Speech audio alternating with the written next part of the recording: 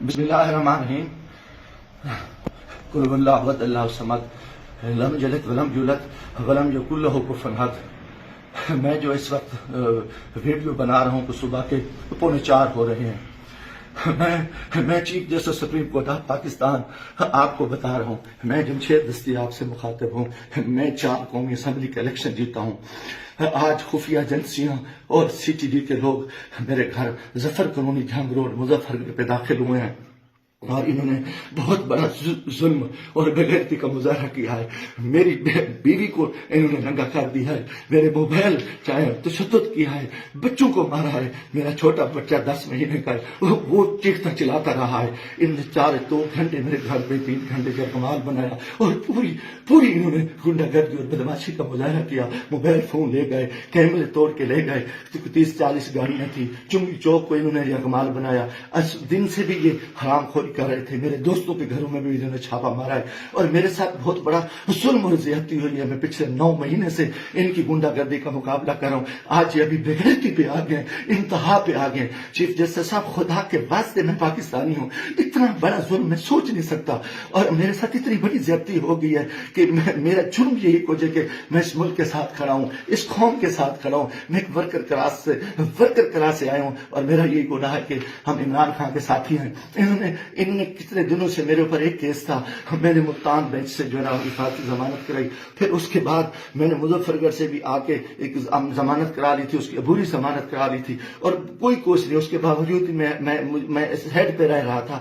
آج رات انہوں نے جو بے غیرتی کا مظاہرہ کیا ہے میں کبھی سوچ ہی نہیں سکتا اور میرا دماغ کام کرنا چھوڑ گیا ہے. اور میں اس کے ساتھ ہی اپنے قبیلے کے دوستوں کے برادری سے دوستوں سے جو میرے امیدوار ہیں سب سے کہتا ہوں کہ خدا کے واسطے اکٹھے ہو جاؤ. اتنی بغیرتی ہم اپنی عزتیں اتروا بیٹھے ہیں. اتنا بڑا ظلم اور اتنا بڑا جبر, اور میں کبھی یہ سوچ ہی نہیں سکتا تھا کہ یہ اتنی بغیرتی کریں. یہ سی ٹی ڈی کی گنڈا گردی کے لوگ, ان کے لوگوں کو یہ الیکشن لڑا رہے ہیں.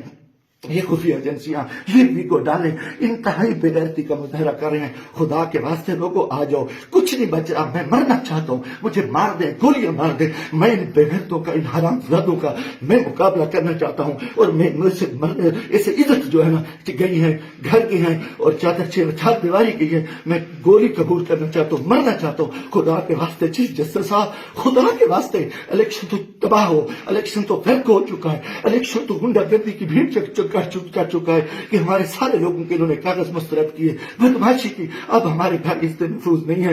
خدا کے ہمیں گولی مار دو. چیف جسٹس صاحب, آپ ہمیں گولی مار دیں خدا کے واسطے. ہمیں ہماری عزت نہیں بچی.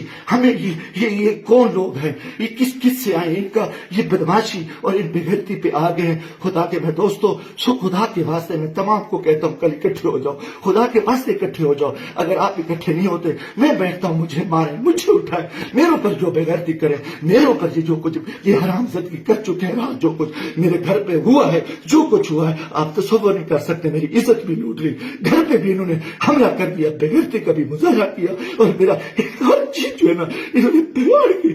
انتہائی بغیرتی کا مظاہرہ کر کے میں کبھی سوچ نہیں سکتا تھا کہ میں 4 دفعہ قومی اسمبلی کی الیکشن جیتنے والا شخص میرے ساتھ میرے اتنے ظلم کرے. اللہ کو گواہ بنا کے کہہ رہا ہوں, کافر شخص ہو, مسلمان نہ ہو, وہ بغیرت ہو گئی.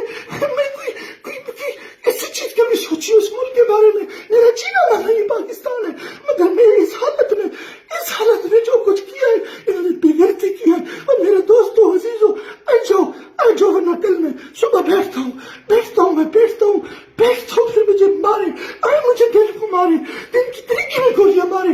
میں مرنے کو تیار ہوں. ان بغیرت, ان حرام زادوں میں, ان میں غیرت نہیں ہے. یہ کنجر ہے, یہ پاکستان کے دشمن ہے, یہ بغیرت ہے, یہ درندے ہیں, یہ درندوں سے